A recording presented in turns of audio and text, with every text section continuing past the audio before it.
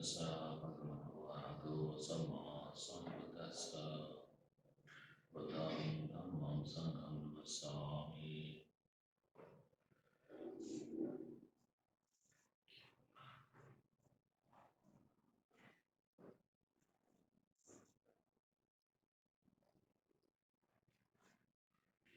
So today is the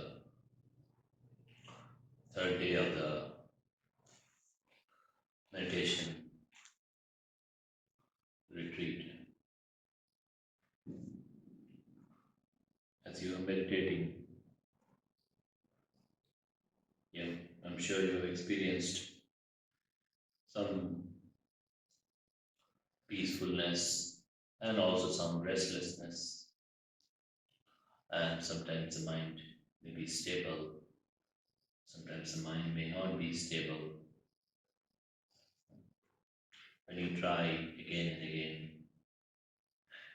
to make the mind stable, or to observe the breath, or to be more mindful, and then it sometimes works, sometimes it does not work. Sometimes it may work very well, sometimes it may not work at all. These things are part of the meditation itself. There is nothing unusual about it. They are very much part of meditation. Ups and downs. So we can be restless because of that. Our mind can be restless. Our mind can create all kinds of excuses. I cannot do, it is too difficult, because of this I cannot do, because of the all kinds of things. The cushion is not good, the food is not good, the weather is not good, my bed is not good, or whatever the say you go and meditate, maybe that you will say that is not good. Or you will say, my mind is not good, I cannot do. So all kinds of thoughts can come.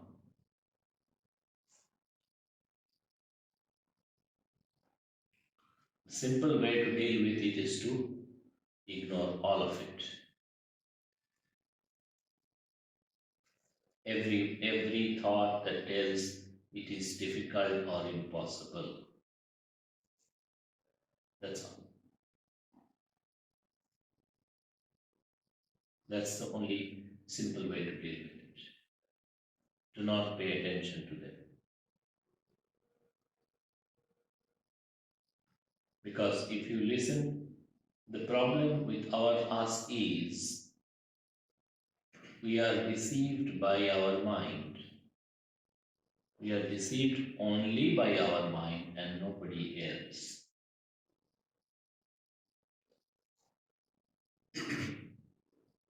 Our mind only deceives us. It creates images, it creates impressions, it creates thoughts because of very strong habit of ignorance and craving. It creates all these things. And we believe this is true, this is real. When we believe, then we are away from the practice. So people say we must trust our mind. We say, don't blindly trust your mind. It is dangerous to blindly trust your mind. Because most of the things that your mind tells you is not correct or true or real. We all have our ideas and perceptions. We have our perceptions about everything that we have, about ourselves, about other people, about the food that we eat, about the place that we live, about the environment, about our people around us,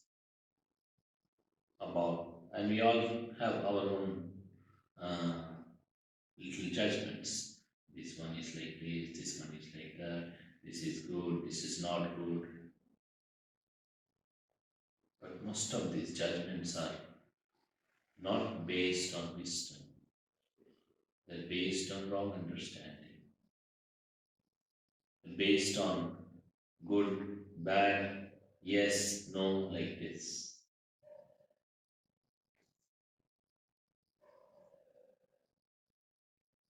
But in reality, it is not so simple. Good, bad, yes, no, it's not so simple. What we feel is good, I'm telling the right thing. Maybe you don't fully know. Who knows? Because we don't see it from all sides. When we see something, we see from one side. One side we consider, oh, because of this is bad. Okay. But from another side, if you see, maybe we find this is not so bad. Maybe you have a lot of pain in the body because you're sitting. Because you're sitting long hours and you have pain. Possible. But those pains are also useful because those pains make your mind restless. Those pain make your mind agitated.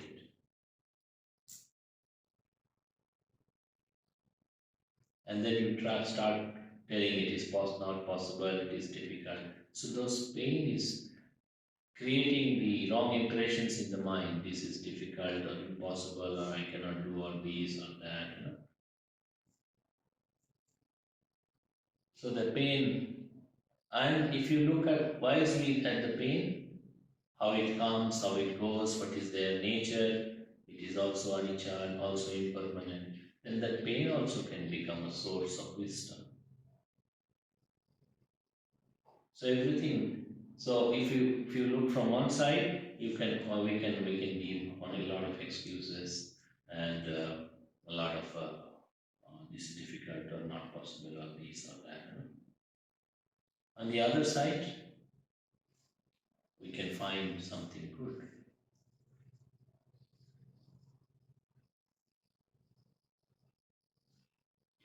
It is, for example,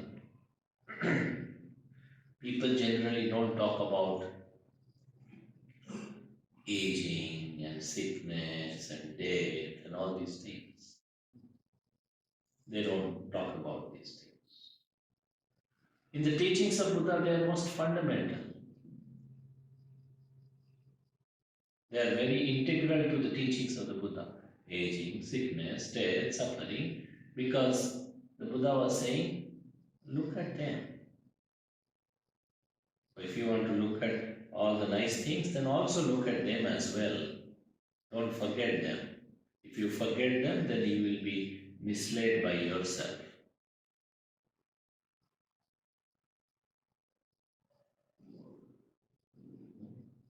So, death. Death can be a source of a lot of fear or worries or anxiety, and death can be a source of wisdom. The real deep recognition, yes, I will die for sure. Wise recognition, I will die for sure. Other people will also equally die just like this. Then we can cut down on a lot of unwholesome tendencies and habits when we recognize death wisely. But if we don't, then as if when other people are dying, we live as if we are not going to die. And then later when the death comes, people can be restless or worried or afraid or scared or all kinds of things. So that can be source of wisdom, that can be source of suffering. So it all depends on how you look at things. So all the negative things, for example, suffering is pain, suffering, any kind of suffering, physical suffering, mental suffering. is bad. We don't want suffering. But then suffering, even the Lord Buddha says, suffering is good because of suffering, people look for answers out of suffering. Otherwise, people will just keep themselves deluded and keep doing this and that, and you know. So people look for the real answers because there is suffering. Because of suffering, people have generated the faith. Okay, I should find out what is the way out of it. So everything. So we when we meditate, we have maybe initially we have only one side we see because of our old habits. Mind can play a lot of game. It can give a lot of excuses not to do.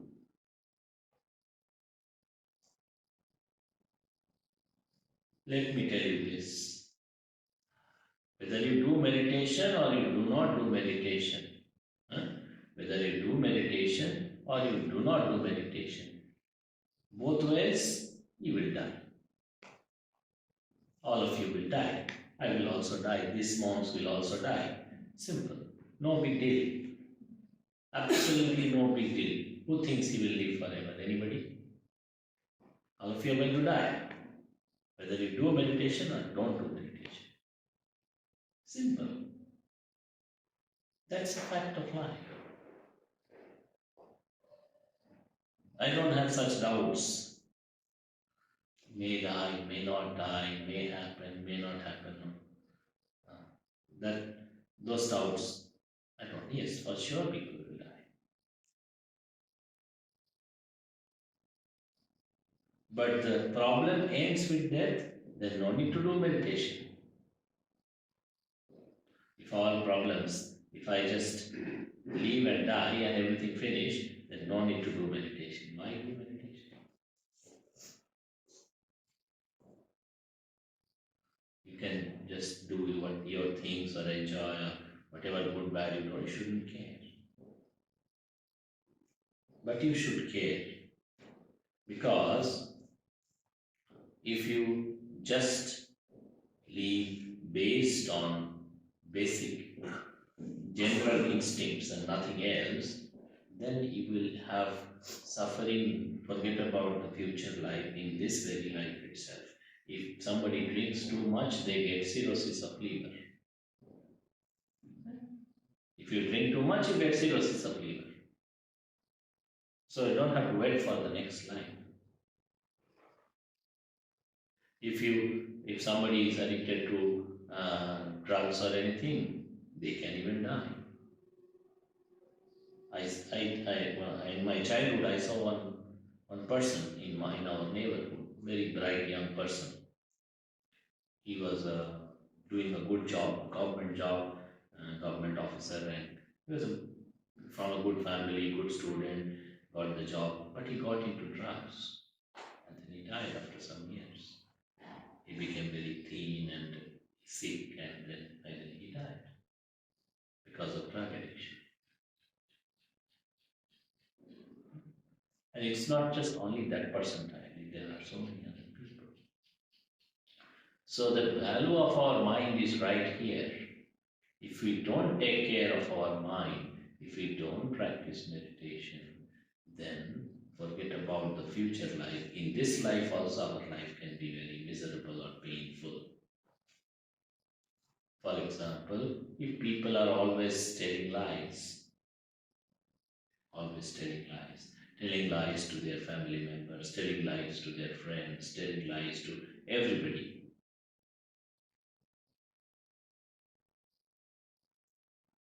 After some time, nobody believes that person. Sometimes their own parents don't believe that person if they lie always. So, if our mind is not good, then in this very life itself, it can be a problem.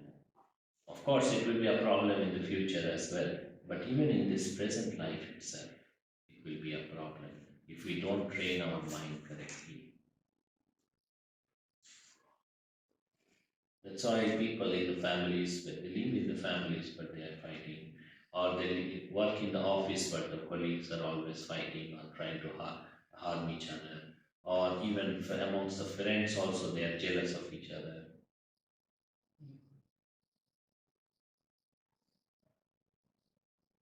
Because people don't train their mind. People have no idea about it. So that's why it is important. In this present life itself, to live happily, it is important. And of course, much more for the future lives. The thing is, we have our old habit patterns. For example, when we experience some kind of discomfort, for example, our mind is restless. Then when what we do generally, you watch TV, your mind is restless. You watch your mobile and your mind is restless. You go out to some place, your mind is restless. So use some external objects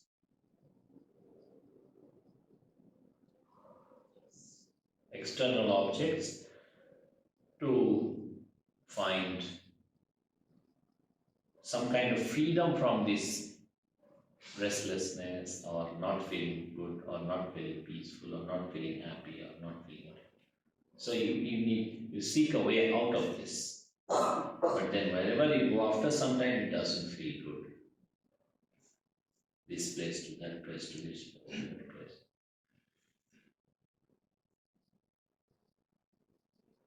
Because in the first place, why it felt bad? It felt bad because mind has certain tendencies, certain unwholesome tendencies, some unwholesome patterns, which is getting stronger.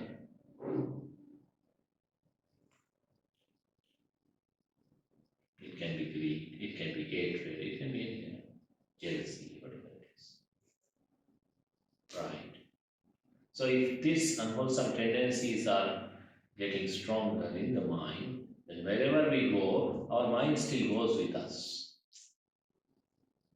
It is not possible that, okay, now my mind doesn't feel good. I take the mind out of my body, keep it in the box and go out. You can't do like that. Nobody can do like that. You have to, wherever you go, your mind will go with you. So if you don't know how to make it good, then it will always create problems. That is the reason we practice mindfulness, we practice meditation to make it better.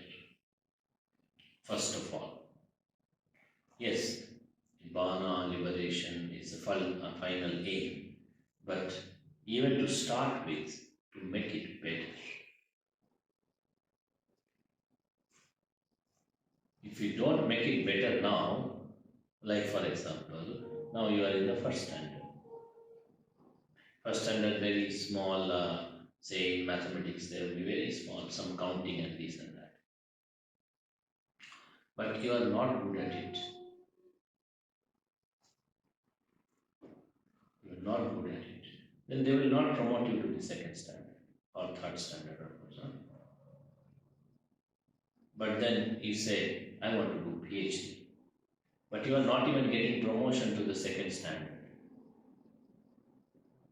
third standard, fourth standard.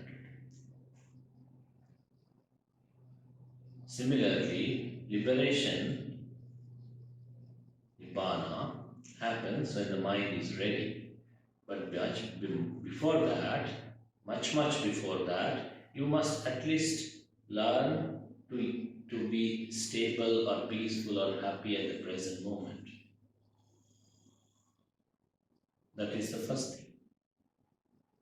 If your mind is always unstable or unhappy or restless or fault-finding or jealous or arrogant or greedy or hateful, then there is no way you can find either peace or happiness or stability, nothing. Who can? Nobody can. So we must start with small things. We must start with small things and then keep growing them. We shouldn't, oh, this big thing, and I am only big thing, and small things I ignore. No, don't ignore the small things. If you want to be enlightened, then it also matters how you sit, how you get up, how you walk, how you stop, how you eat, how you stop eating. This also matters because everything comes from mind. Everything comes. When you say, I want to eat more, that one intention comes from the mind. When you say, I don't want to eat, it's enough, that intention also comes from the mind. It doesn't come from somebody else, it doesn't come from somebody else. When you say, I will walk now, it comes from the mind. When you say, I will sit down, it comes from the mind. So it all comes from the mind. Everything. So small things also come from the mind. And these small things, if you know how to handle them, small things, they also can be very useful for your bigger understanding or wisdom or liberation. So we start small. That's why the Mahasatipatthana Sutta, Lord Buddha said, everything, sitting, walking, standing, lying down, eating, drinking, breathing, talking, keeping silent, going to the toilet, taking a bath, wearing clothes, everything can be useful to develop mindfulness, wisdom, mindfulness and wisdom. Everything. Because these small things also we are using our mind, we are using our intentions, and how we use them that matters. The big intention is nothing but a collection of all these small intentions. So every small thing, when you do like this, with more mindfulness, with more attention, with more, say, kindness or compassion towards yourself, when you eat food, for example, eating food is like a meditation. You eat mindfully, you are chewing the food. As you chew the food, you understand. When it goes into your mouth, you have some taste. A good taste, bad taste. You like, you don't like. And then as you chew it, the taste slowly disintegrates. It goes away. After chewing for some time, no taste. Then you eat once more.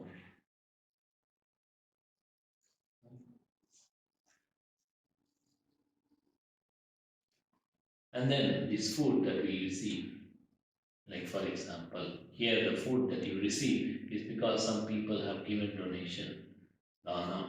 So this is also an opportunity for us to have gratefulness. Somebody has given dana for this. Because of this, I am able to eat. If there is no food, I feel hungry, I feel sick. Or if I don't eat for 2-3 days, I can be very sick. But I get food because somebody has given dana for the food, for example. So it's an opportunity to contemplate about being grateful about somebody's dana that is supporting me now, today, this day. Yesterday it supported me, today is supporting, tomorrow it will support. So it's another right contemplation. And then while we contemplate, we can contemplate why do we eat? To keep this body healthy, to sustain the body, to keep it strong so that you can practice well. You can practice better.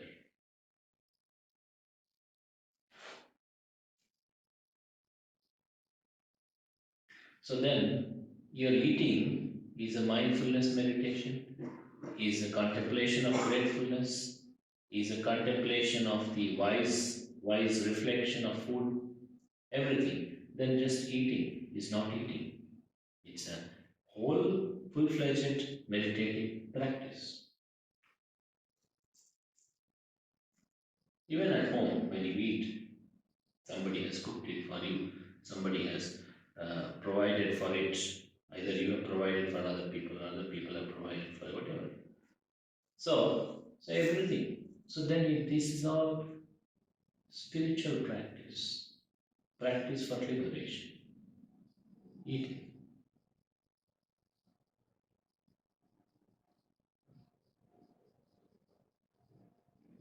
We can often forget how things come to us. This say, this hall is here. This hall is here, and this is built. This is built because some people provided, given dana. That is one major support. But that is not still not good enough. There were people who built this place, engineer and mason and laborers and different workers, they say carpenter or electrician, so many people involved. The, their water system, plumbers, so many people involved to build this place. Now you can sit comfortably here. But behind this, so many people have contributed in big or small ways. So when we are grateful like this, then our mind is walking towards Nibbana. When you contemplate wisely, our mind is already a step closer to Nibbana.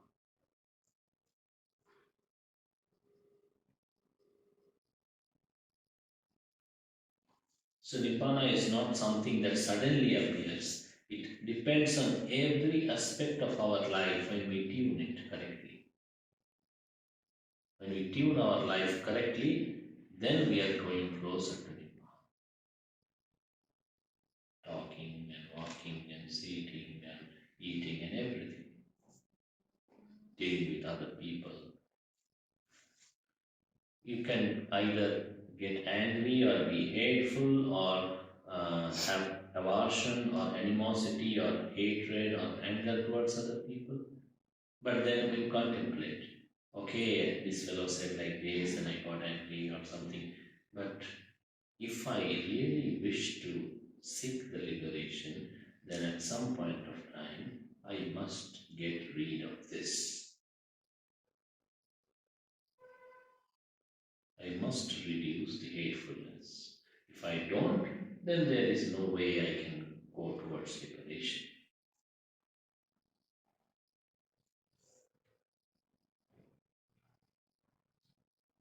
So everything is a source for our practice. Everything is teaching us. All our circumstances, good and bad, they're all teaching us. Teaching us about our life, teaching us about impermanence, teaching us about so many things.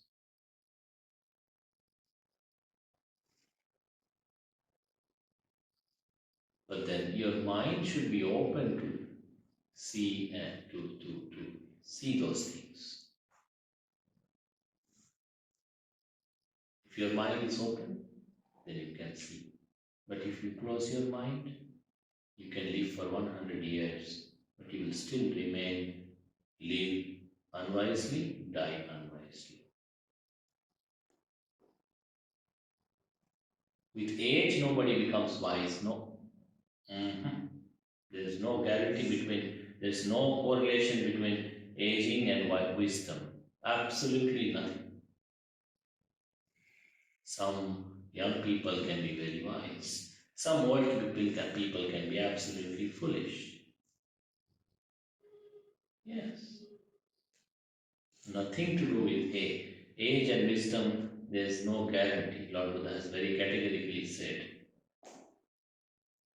that even young people can be wise.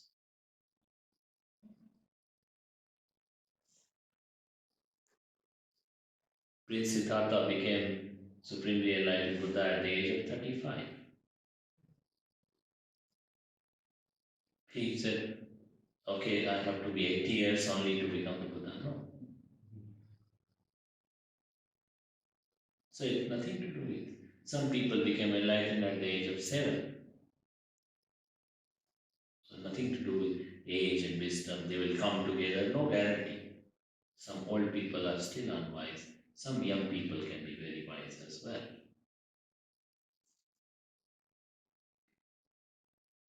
So the thing is,